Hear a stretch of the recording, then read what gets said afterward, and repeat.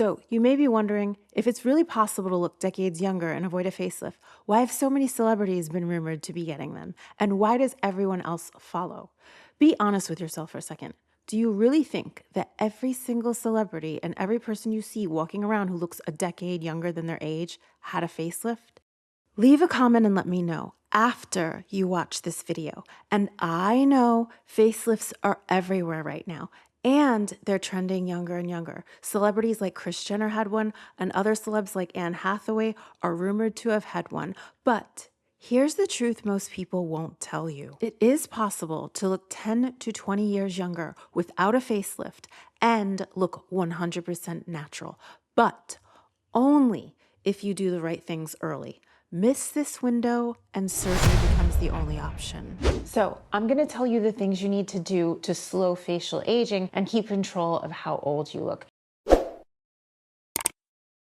If you don't know me, my name is Emily Dowe. I'm a board-certified PA, and I specialize in natural-looking facial rejuvenation. I've been studying facial aging for over 10 years, and I work with patients every day who want to look younger without surgery. I'm about to share the exact strategies that keep some of my patients looking astonishingly youthful, sometimes a decade or two younger than their actual age. When people find out how old they are, they're floored. Now, not everyone follows this advice to the T, so not all of my patients look a decade or two younger than their actual age, but for those who do follow the advice, the results are pretty incredible. The first principle you need to understand if you want to stay youthful and avoid a facelift is this. You have to prioritize your face and your neck early and intervene before the damage is done. That means investing in injectables. And no, that doesn't automatically mean filler. In fact, I prefer other modalities aside from filler. You also have to be proactive, not just reactive. There's a saying, don't wait until you run out of gas before you fill the tank. The face is the same way. For example, this means when you start to notice your smile lines or nasolabial folds deepening, you don't ignore it.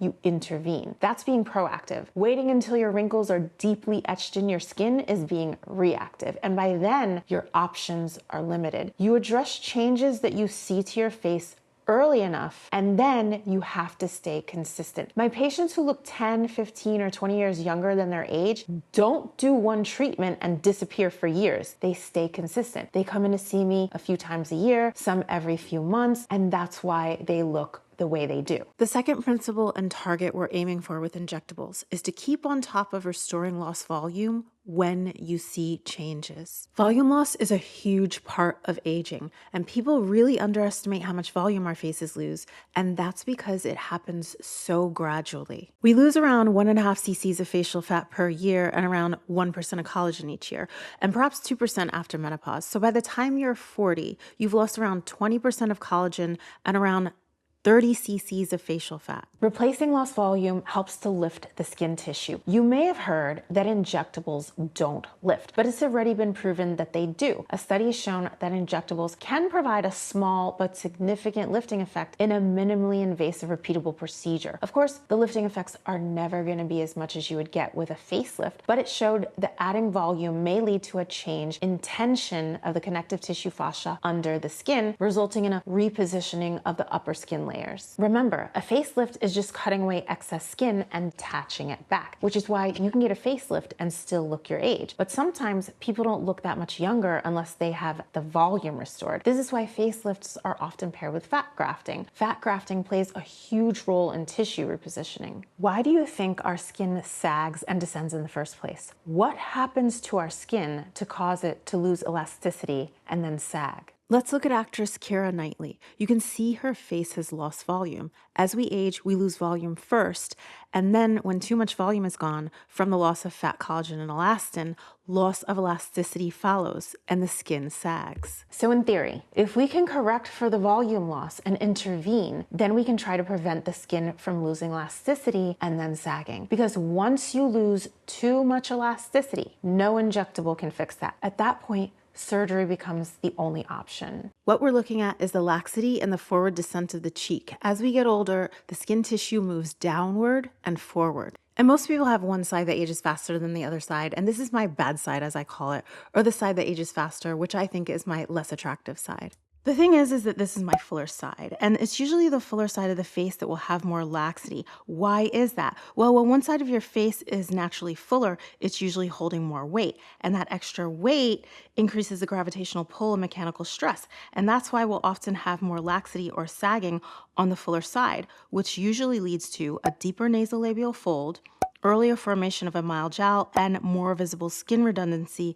to the mid-cheek. Also, this is my driving side and the side that I tend to sleep on, so it's gotten more sun exposure through my lifetime, so that could also contribute. So, in this picture on the right, you can see an improvement to the nasolabial fold or smile lines. The whole cheek complex is more inflated and the tissue is projected more outward. So this did provide some lifting and repositioning of the tissue back a bit. You can also see an improvement to the temple. It's projected more outward, and none of this was done with filler, nor did I use any lasers or radio frequency devices, which brings us to the third principle. How you restore volume matters. These results were achieved using regenerative injectables. Regenerative injectables work differently. Filler just sits in the tissue, but regenerative injectables stimulate your tissue to rebuild what's been lost. And I used two different ones. One is PDGF, which stimulates collagen, elastin, and hyaluronic acid, and the other is Renuva, which stimulates fat and collagen.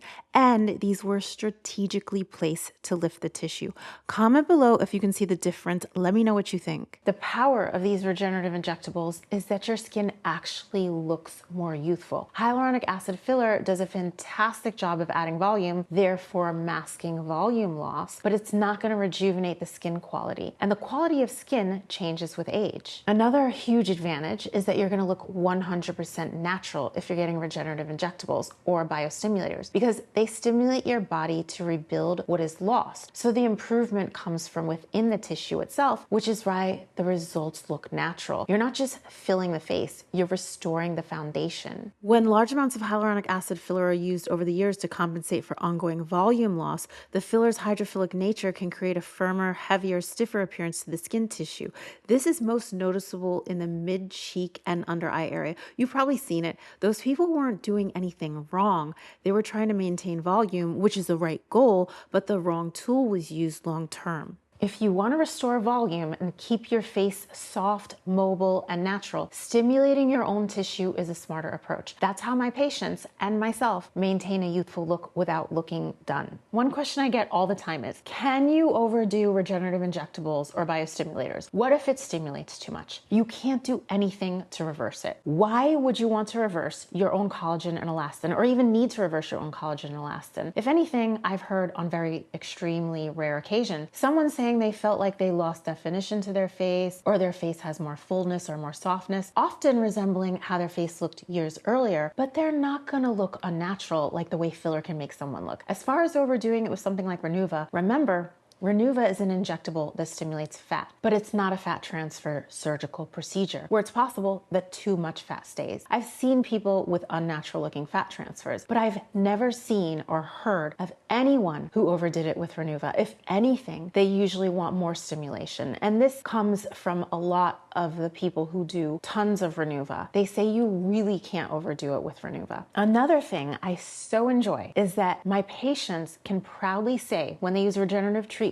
or biostimulators is that their youthful look is not the result of filler, which is a product that acts more like a temporary implant. For example, the only areas I use filler to are my nose and my chin. And the reason I've had filler to those places is because filler gives structure and it can expand the tissue beyond its natural boundaries, which is why it's excellent and ideal for enhancements. There's a chance I still may have some residual filler to my perioral area from doing it years ago, but for the most part, it's all my own fat and all my own collagen. So you can proudly say this face is not a face full of filler. It's my own collagen, my own fat, which is natural. So what age should you start? And the answer is there isn't one number because everyone ages differently. Also, your chronological age is not the same as your biological age. We actually know this from science. Studies looking at DNA methylation, which is basically a record of how your body has aged over time. Studies show that people who are biologically older tend to look older in the face, and people who are biologically younger tend to look younger. That means that two people can be the same age on paper, but if one has healthier methylation patterns, their their body and their face will often look younger, regardless of the number on their birth certificate. And contrary to popular belief, we don't age at a constant rate. Research has shown that we go through periods of more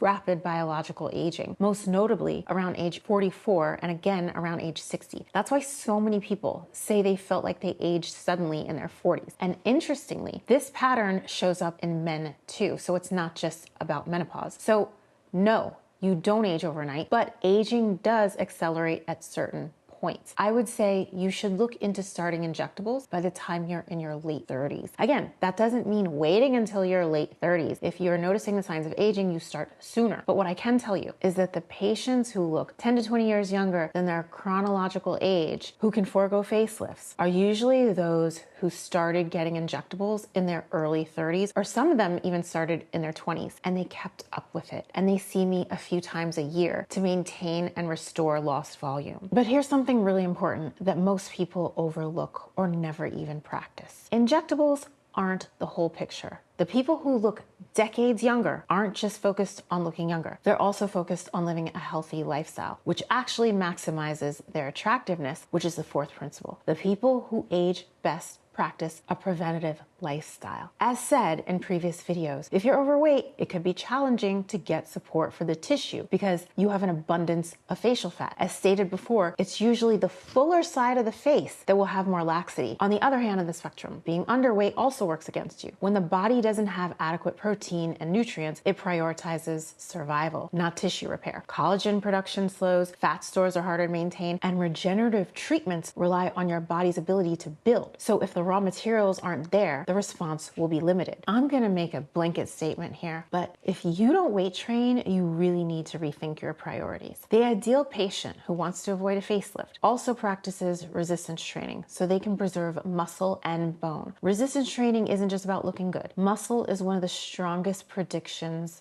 of longevity. New research is showing that skeletal muscle acts like an endocrine organ. It releases myokines that improve insulin sensitivity, reduce inflammation, supports mitochondrial health, and slows biological aging. Loss of muscle mass is directly associated with faster aging, higher mortality, and poorer skin quality. Optimizing your hormones is also important. Because these treatments are regenerative, they rely on your hormonal environment to work properly, and estrogen plays a key role in collagen production and the maintenance of facial fat. There was a study that showed that women on hormone replacement therapy had less mandibular bone loss compared to women who were not on HRT. And that matters because the jaw acts as an anchor to our lower face. The hard truth is that if you already have significant sun damage, it may not be possible to look decades younger or completely avoid a facelift. I can't stress enough how much the sun ages our skin. UV radiation damages collagen and elastin at a cellular level. Pigment changes like sunspots can be improved with things like peels and lasers, but the deeper structural damage can't be completely undone, which is why I've seen people get facelifts and still not look that much younger because cumulative sun damage permanently affected their skin quality. The skin quality becomes dry, leathery, and thin. That's why practicing safe sun exposure and sun protection is one of the most powerful anti-aging tools we have. And safe sun exposure looks different depending on your skin pigment. You also have to think about other areas like the neck and the submental area, this area right under the chin. These areas are very important to treat because they can give away your age along with other areas of your body like your abs, elbows, and knees. And I've had pretty successful results to these areas by treating them with regenerative injectables and biostimulators. And again, the key here is starting early enough before too much elasticity is lost. So you might be wondering if it's really possible to look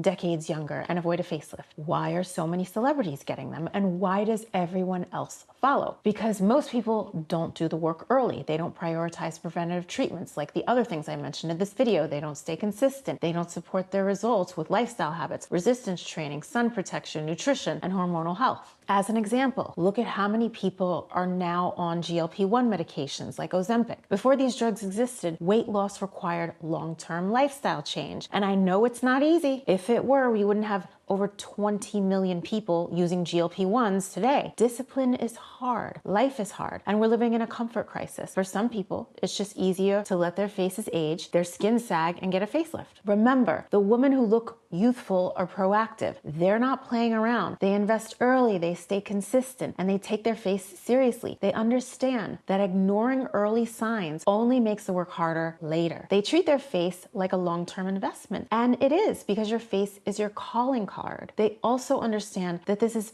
bigger than just injectables. They're fit, they lift weights, they protect their skin from the sun, they support their hormones. Everything works together. And maybe some of them eventually do get a facelift, but maybe instead of doing it at 40 or 50, they push it out to 70 because they treated their face for decades with injectables. Now, to be clear, not everyone is built the same. Some people naturally have a looser skin quality. Other people who are a healthy body weight have very thick skin, heavy skin that doesn't respond well to injectables alone. Those people may truly be better candidates for surgery. But be honest with yourself for a second. Do you really think that every single celebrity or every person you see walking around who looks a decade or more younger than their age had a facelift? Comment below and let me know what you think. And if you're watching this and you're wondering, when should I start? What areas should I be treating? Am I already too late? Or what approach actually makes sense for my face? That's exactly what I help people figure out. I offer virtual consults where we look at your face, your age, your lifestyle, and your long-term goals and map out a plan that actually makes sense for you. You don't need to guess. And if you want to book an appointment to get started on your anti-aging journey,